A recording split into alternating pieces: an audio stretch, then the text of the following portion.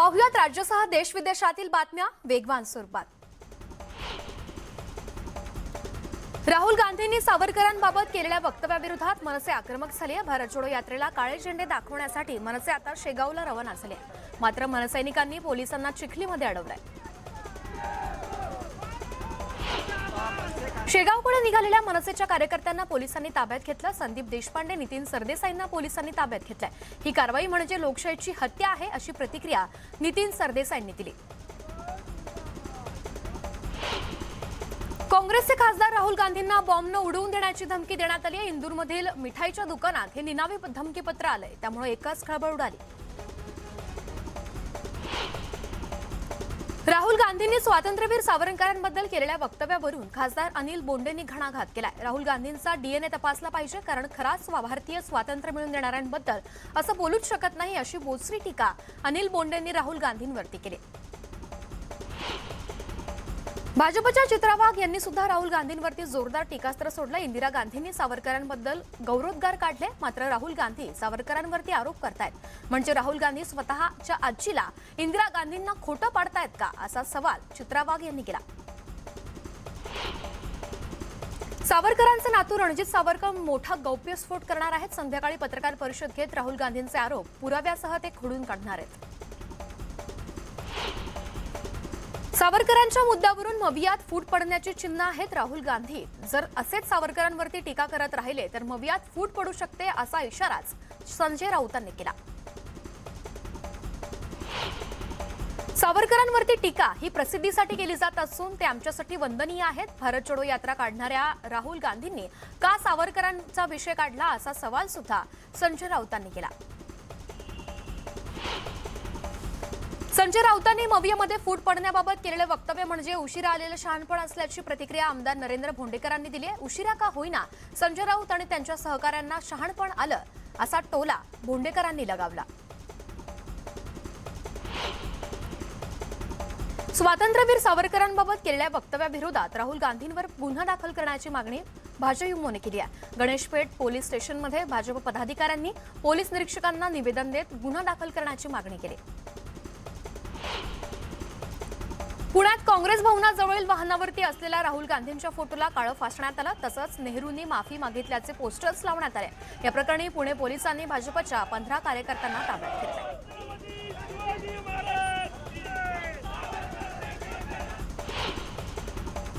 पुण्यात सारसबागेजवळील स्वातंत्र्यवीर सावरकरांच्या पुतळ्याजवळ अज्ञातांनी माफीवीर असे फलक लावले होते। या प्रकरणी भाजपच्या धीरज घाटे यांनी स्वारगेट पोलीस ठाण्यात तक्रार केल्यानंतर अज्ञातांविरोधात गुन्हा दाखल करण्यात आला।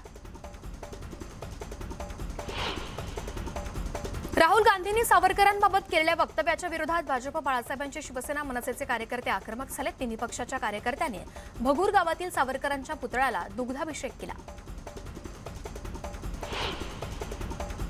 राहुल गांधींनी केलेल्या वक्तव्याच्या निषेधार्थ नाशिकमधील भगूरगाव बंदची हाक देण्यात आली आहे। त्यामुळे भगूरमधील बाजारपेठा, सर्व दुकानं बंद ठेवण्यात आली, तसेच गावात पोलीस पोस्टांचा बंदोबस्त ठेवण्यात आला। राहुल गांधींनी सावरकरांबाबत केलेल्या वादग्रस्त वक्तव्याचे पडसाद बीडमध्ये सुद्धा उमटलेत। बीडच्या माजलगाव शिवसेना बाळासाहेब ठाकरे पक्षाच्या पदाधिकाऱ्यांनी राहुल गांधींच्या प्रतिकात्मक पुतळ्याचं दहन केलं। राहुल गांधींच्या शेगावमधील सभेसाठी भुसावळमधील काँग्रेस, राष्ट्रवादी आणि उद्धव ठाकरेंच्या पक्षाचे कार्यकर्ते मोठ्या संख्येने रवाना झाले। 2 एसटी बसेस आणि खासगी बसमधून शेगावला निघालेत। महिला सुद्धा मोठ्या संख्येने सहभागी झाल्या। खासदार राहुल गांधींच्या भारत जोडो यात्रेत सहभागी होण्यासाठी पाचोऱ्यातून कार्यकर्ते रवाना झालेत। यावेळी कार्यकर्त्यांनी जोरदार घोषणाबाजी केली। मालेगाव विधी सेवा समितीने आयोजित केलेल्या लोक अदालतीमध्ये 3094 प्रलंबित खटले निकाली काढण्यात आलेत। या खटल्यांच्या माध्यमातून 7,56,73,000 रुपये इतका महसूल वसूल करण्यात आला। कृष्णा नदीतील माशांच्या मृत्यू प्रकरणी 3 साखर कारखान्यांसह 12 जणांना प्रतिवादी करण्याचे आदेश हरित लवादाने दिल्याची माहिती याचिकाकर्ते सुनील फटाट यांनी दिली आहे। तसंच प्रदूषण महामंडळाच्या अधिकाऱ्यांचं निलंबन करावं अशी मागणी सुद्धा सुनील फटाट यांनी केली। जातीनिहाय जनगणनेच्या मागणीसाठी रायगड जिल्हाधिकारी कार्यालयावरती ओबीसी समाजानं मोर्चा काढला। ओबीसी जनमोर्चाचे अध्यक्ष प्रकाश शेंडगे यांच्या नेतृत्वाखाली हा मोर्चा काढण्यात आला। राष्ट्रवादी काँग्रेस, शिवसेना, शेकापचे नेते सुद्धा सहभागी झाले। नंदुरबारमध्ये औषध खरेदीसाठी निधीच नसल्यानं प्राथमिक आरोग्य केंद्रांवरती औषधांचा तुटवडा निर्माण झालाय, तर उपलब्ध निधीच्या तांत्रिक मान्यतेसाठी देखील शासन स्तरावरून 6 महिन्यांहून अधिकचा कालावधी लागत असल्यानं याचा परिणाम रुग्णांना भोगावा लागतोय। बीडच्या गेवराईमध्ये स्वाभिमानी शेतकरी संघटना आक्रमक झाली आहे। कार्यकर्त्यांनी ऊसाचे ट्रक अडवून टायरमधील हवा काढल्यानं सोलापूर धुळे महामार्गावरील वाहतूक काही काळ ठप्प होती। साखर कारखान्याचे वजन काटे ऑनलाईन करण्याची मागणी सुद्धा यावेळी करण्यात आली।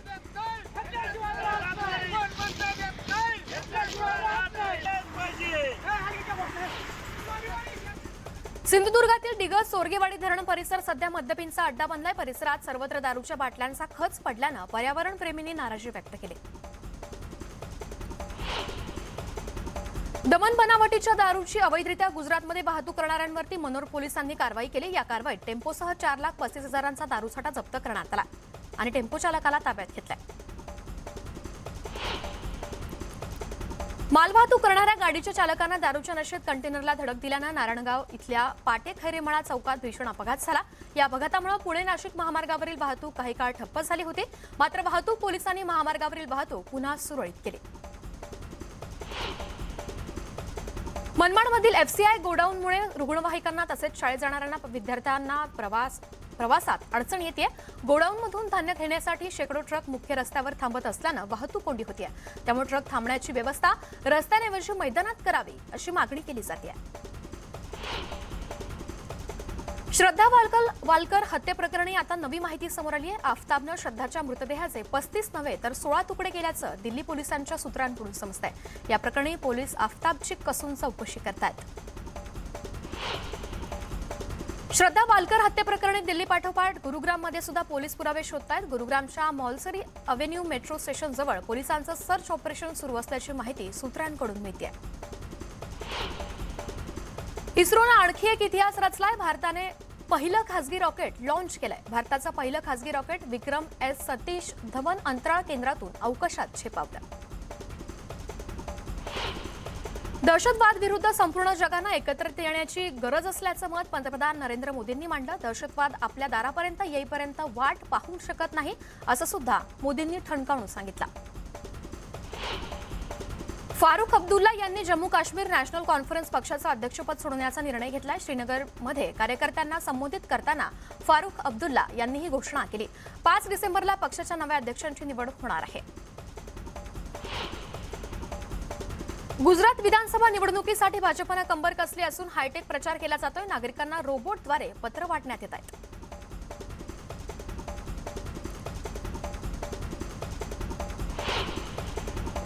50% कर्मचाऱ्यांना घरचा रस्ता दाखवल्यानंतर ट्विटर कंपनीचं कार्यालय तात्पुरत्या स्वरूपात बंद करण्यात आलं असं ट्विटरकडून कर्मचाऱ्यांना सांगण्यात आलं। नव्या आदेशानंतर कंपनीचं कार्यालय आता 21 नोव्हेंबरला उघडणार आहे।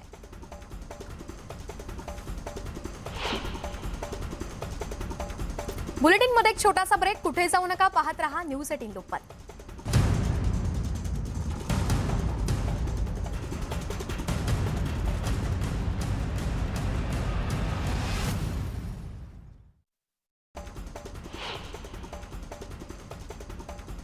राहुल गांधींनी स्वातंत्र्य सावरकरांबद्दल आक्षेपार्ह वक्तव्य केल्याप्रकरणी उस्मानाबादमध्ये भाजपनं आंदोलन केलंय। राहुल गांधींच्या प्रतिमेला जोडे मारत सावरकरांबद्दल केलेल्या वक्तव्याचा निषेध करण्यात आलाय। यावेळेला राहुल गांधींच्या प्रतिमेचं दहन करत घोषणाबाजी देखील करण्यात आली।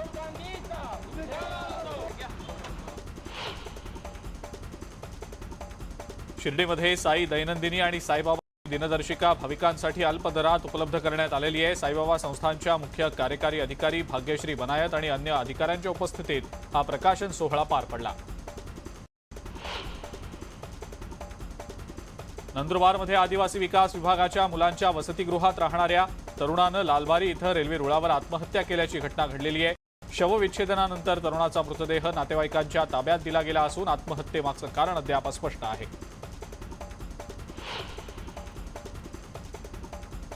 नागपुरात काँग्रेसचे ज्येष्ठ नेते आणि माजी मंत्री रणजित देशमुख यांनी त्यांचा मुलगा आणि सून यांच्या विरोधात कोर्टात धाव घेतली आहे। मुलगा आणि सून आपला मानसिक छळ करत असल्याची याचिका देशमुखांनी नागपूर खंडपीठात दाखल केली आहे। शिरूर तालुक्यातील रावसाहेब दादा पवार घोडगंगा सहकारी साखर कारखान्याच्या अध्यक्षपदी ऋषिराज अशोक पवार यांची तर उपाध्यक्षपदी पोपट भुजबळ यांची बिनविरोध निवड झाली आहे. पवार घराण्याच्या तिसऱ्या पिढीकडे आता या निमित्तानं नेतृत्वाची संधी येत असल्याचं दिसतंय.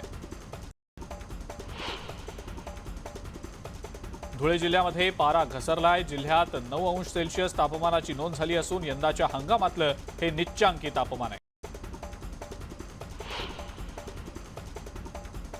औरंगाबाद मधल्या क्रीडा महोत्सवात महाराष्ट्र केसरी बाला रफिकनं भारत केसरी पंजाबचा मल्ल प्रवीण बोला याला पराभूत करत मानाची गदा जिंकली आहे. यावेळेला रफिकला चांदीची गदा आणि 5 लाखांचं बक्षीस देण्यात आलंय.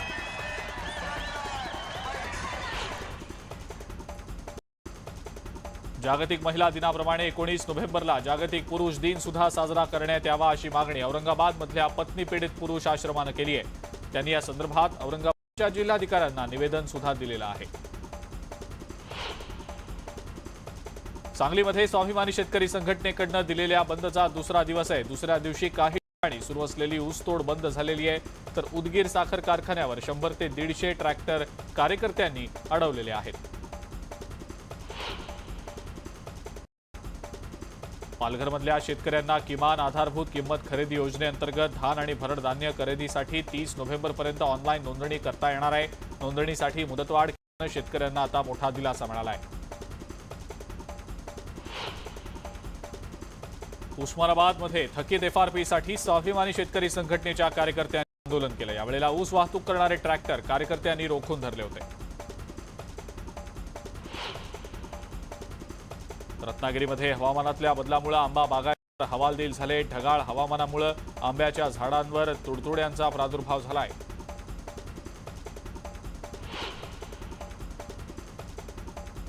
धुळे कृषी उत्पन्न बाजार समितीत मक्याची मोठ्या प्रमाणावर आवक होतीये. गेल्या महिन्याभरात 36,000 क्विंटल मका दाखल झालाय. 1,600 ते 2,200 रुपये प्रति क्विंटल दर मिळतोय, तर मक्याला अधिक दर मिळावा यासाठी शेतकरी मागणी करतायत. धुळे शहरातल्या पांझरा नदीच्या दोन्ही बाजूंच्या रस्त्यांची दुरावस्था झाल्यानं वाहतुकीला मोठ्या अडचणी येत आहेत. वाहन चालकांना मोठी कसरत करत प्रवास करावा लागतोय. त्यामुळे हा रस्ता लवकरात लवकर दुरुस्त करावा अशी मागणी स्थानिकांनी केली आहे. जुन्नरच्या राजगुरुनगरमध्ये राहणाऱ्या 28 वर्षीय महिलेची गळा आवळून हत्या झाली आहे. हत्येनंतर आत्महत्येचा बनाव केल्याचं शवविच्छेदनानंतर समोर आलं असून राजगुरुनगर पोलिसात गुन्हा दाखल करण्यात आलेला आहे. पोलिसांकडून आरोपीचा शोध सुरू आहे. बीडच्या घटसावळी गावात घरासमोर असलेला टेम्पो बनावट चावी वापरून चोरी झाल्याची घटना घडली आहे. या प्रकरणी पिंपळनेर पोलीस ठाण्यात गुन्हा दाखल झालाय. चोरीच्या घटनांमुळे परिसरात भीतीचं वातावरण आहे.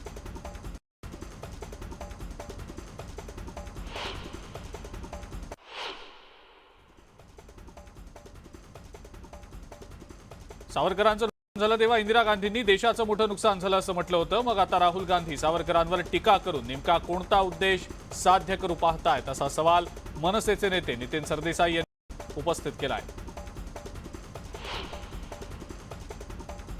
पुण्यामध्ये सावरकरांच्या पुतळ्यासमोर माफीवीर अशा आशयाचे फ्लेक्स लावले गेलेत. राहुल गांधींनी सावरकरांबद्दल पुरावे सादर केल्यानंतर आता काँग्रेस कार्यकर्ते आक्रमक झालेत. पुण्यातल्या सारसबाग चौकामध्ये असलेल्या सावरकरांच्या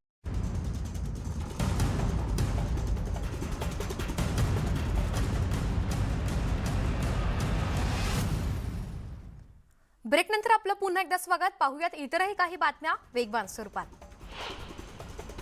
भारत आणि न्यूझीलंड यांच्यात आज वेलिंग्टनमध्ये सामना खेळला जाणार होता, मात्र पहिलाच T20 सामना पावसामुळे रद्द करण्यात आला. नवाजुद्दीन सिद्दीकी गेल्या काही दिवसांपासून हड्डी सिनेमामुळे चर्चेत आहे. या सिनेमात नवाजुद्दीन ट्रान्सजेंडरच्या भूमिकेत दिसणार आहे. नुकतेच या सिनेमाचे नवे पोस्टर आऊट झाले असून नवाजुद्दीनच्या लुकनं चाहत्यांचं लक्ष वेधलंय. कांतारा सिनेमा लवकरच OTTवरती प्रदर्शित होणार आहे. ऋषभ शेट्टीचा कांतारा सिनेमा Amazon प्राईमवर 24 नोव्हेंबरला प्रदर्शित होणार आहे. हा सिनेमा दाक्षिणात्य भाषांमध्ये प्रदर्शित होणार आहे. शरद पोंक्षे यांच्या कन्येनं गगनभरारी घेतली आहे. सिद्धी पोंक्षे या पायलट झाल्यात. त्यानंतर शरद पोंक्षेंनी पोस्ट करत अभिमान असल्याचं म्हणत सिद्धीला शुभेच्छा दिल्या. बालदिनानिमित्त प्रसाद खांडेकरनं मुलगा श्लोक आणि पत्नी अल्पासोबत डान्सची प्रॅक्टिस करतानाचा व्हिडिओ शेअर केला. मात्र यावर नम्रता संभेरावच्या कमेंटनं नेटकऱ्यांचं लक्ष वेधलंय। इतका मोठा होऊन सुद्धा आई तुला बाबू म्हणते, त्या बाबूला सुद्धा बालदिनाच्या शुभेच्छा अशी पोस्ट नम्रतानं केली। यावर चाहत्यांकडून कमेंटचा वर्षाव होतोय।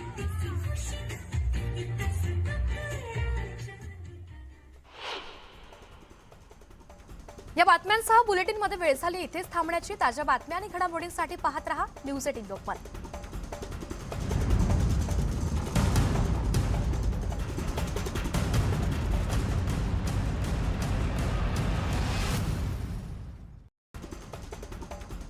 नागपुरात काँग्रेसचे ज्येष्ठ नेते आणि माजी मंत्री रणजित देशमुख यांनी त्यांचा मुलगा आणि सून यांच्या विरोधात कोर्टात घेतली आहे। मुलगा आणि सून आपला मानसिक छळ करत असल्याची याचिका देशमुखांनी नागपूर खंडपीठात दाखल केली आहे।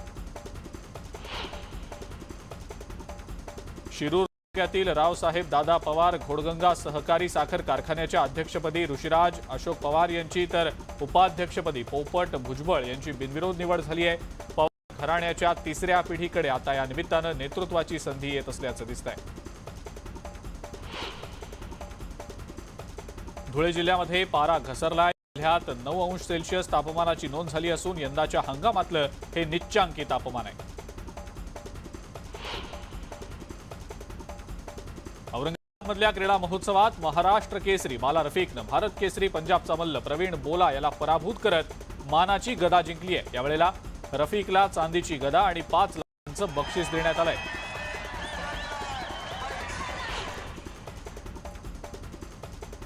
जागतिक महिला दिनाप्रमाणे 19 नोव्हेंबरला जागतिक पुरुष दिन साजरा करण्यात यावा अशी मागणी औरंगाबादमधल्या पत्नी पीडित पुरुष आश्रमानं केली आहे। त्यांनी या संदर्भात औरंगाबादच्या जिल्हाधिकाऱ्यांना निवेदन सुद्धा दिलेलं आहे।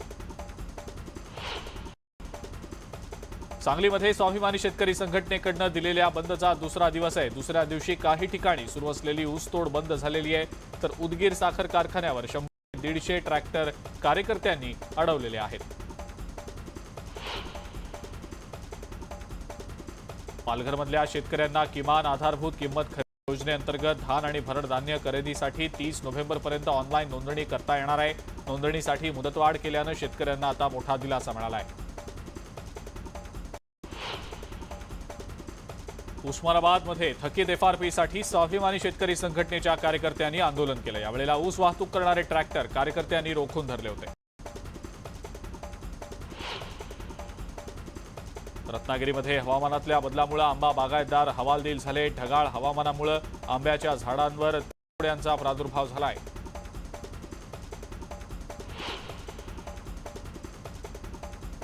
धुळे कृषी उत्पन्न बाजार समितीत मक्याची मोठ्या प्रमाणावर आवक आहे। गेल्या महिन्याभरात 36,000 क्विंटल मका दाखल झालाय।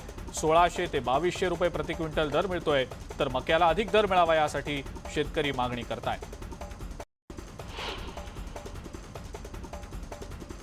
धुळे शहरातल्या पांझरा नदीच्या दोन्ही बाजूंच्या रस्त्यांची दुरावस्था झाल्यानं वाहतुकीला मोठ्या अडचणी येत आहेत।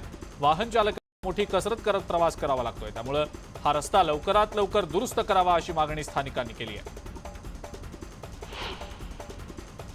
जुन्नरच्या राजगुरुनगर राहणाऱ्या 28 वर्षीय महिलेची गळावळून हत्या झाली आहे। हत्येनंतर आत्महत्येचा बनाव केल्याचं शवविच्छेदनानंतर समोर आलं असून राजगुरुनगर पोलिसात गुन्हा दाखल करण्यात आलेला आहे। पोलिसांकडून आरोपीचा शोध सुरू आहे। बीडच्या घट सावळी गावात घरासमोर उभा असलेला टेम्पो बनावट चावी वापरून चोरी झाल्याची घटना घडली आहे। या प्रकरणी पिंपळनेर पोलीस ठाण्यात गुन्हा दाखल झालाय। चोरीच्या घटनांमुळे परिसरात भीतीचं वातावरण आहे।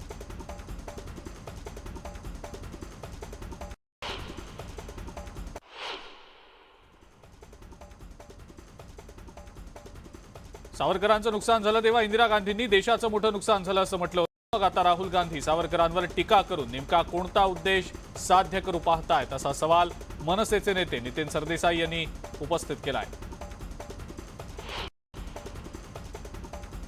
पुण्यामध्ये सावरकरांच्या पुतळ्यासमोर माफीवीर अशा आशयाचे फ्लेक्स लावले गेलेत। राहुल गांधींनी सावरकरांबद्दल पुरावे सादर केल्यानंतर आता काँग्रेस कार्यकर्ते आक्रमक झाले। पुण्यातल्या सारसबाग चौकामध्ये असलेल्या सावरकरांच्या पुतळ्यासमोर माफीवीर आणि राहुल गांधी यांनी दिलेल्या पुराव्याचे फ्लेक्स लावले गेले।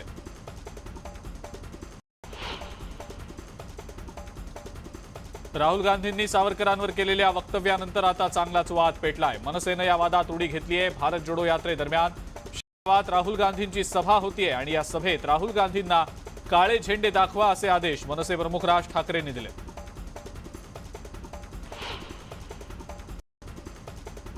राहुल गांधींची शेगावात जाहीर सभा होणार आहे. मनसेनं या सभेचा निषेध करण्याचा इशारा दिलाय. त्यामुळे सभा ठिकाणी पोलिसांचा मोठा बंदोबस्त आहे. राहुल गांधींच्या भारत जोडो यात्रेमध्ये सहभागी होण्यासाठी चोपड्याहून काँग्रेसचे कार्यकर्ते रवाना झाले. जवळपास 20 एसटी बसेसमधून कार्यकर्ते शेगावकडे रवाना झाले. यामध्ये महिलांचा मोठा सहभाग दिसतोय.